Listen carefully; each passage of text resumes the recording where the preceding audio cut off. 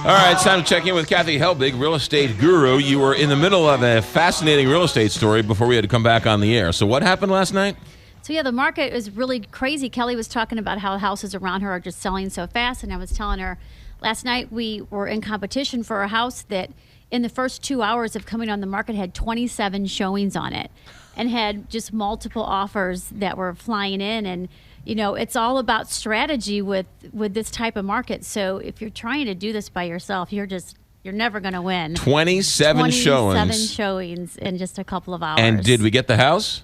We did not get the house. Our buyer did not want to go up with an escalation clause, which is something that we're going to talk about today. It's some frequently asked questions in terms in real estate, and a big buzzword right now is escalation clauses. All right, what does that mean? A lot of agents don't even know what they are. So it's putting an offer in at a certain price, but having a clause that says you're willing to go up to X if there's multiple offers. So it's typically a fixed amount of, let's say, $1,000 or $2,000 over the highest offer, not to exceed blank. Okay. So if you offer $400,000 and you want to put in an escalation clause that would go up to $415,000, then you would say the highest offer, $1,000 over highest offer, not to exceed $415,000. So you start getting 4, 5, 6, 7 different people putting these offers in that have escalation clauses, and it becomes really complicated. So you've got to trust the other side that they're not pretending they have an offer when they really don't have an offer. You do have to, but you pretty much know. I mean, you see the frenzy around the house. I mean, a lot of times now,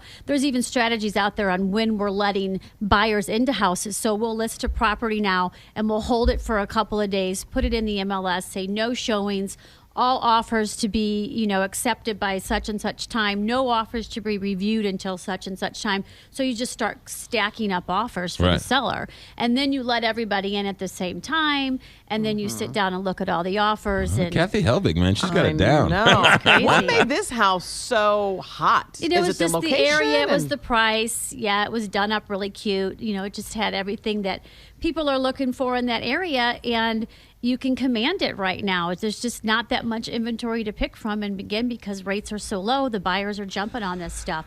So you can't go in with contingencies.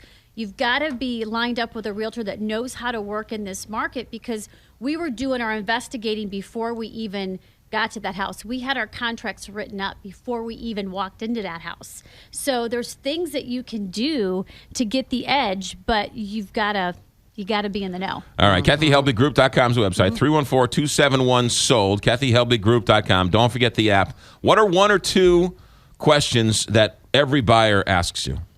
Every buyer asks about closing costs. So a lot of people don't know what that contains, and that is title, insurance, survey cost, appraisals, your escrows for your homeowner's insurance, your escrows for your property taxes. That can be written into a contract too. So you cannot mortgage or finance down payment, but you can mortgage and finance closing costs. Oh, I didn't know that. Yes. Oh, interesting. All right, what else does That's buyer a big asking? one. Buyer also asks, why do I need a survey? Yeah. Yeah. Why do I need a survey? You do need a survey. And there's two different types of surveys. There's a spot and a boundary. A boundary is more expensive, but a boundary marks the exact corners and the exact location of the house on your property, whereas a spot survey is kind of a guesstimation. So, and you won't get full title coverage if you just go with the spot. So if there's an issue when you go to resell later and you find out that your neighbor's driveway is a foot over onto yours, or their fence is 3 inches onto your property, and your buyer now is insisting that you pay for you to move that fence, that's why you need a survey. Yeah.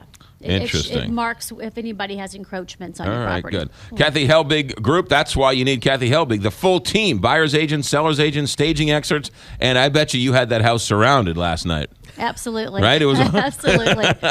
All right, KathyHelbigGroup.com, and the app.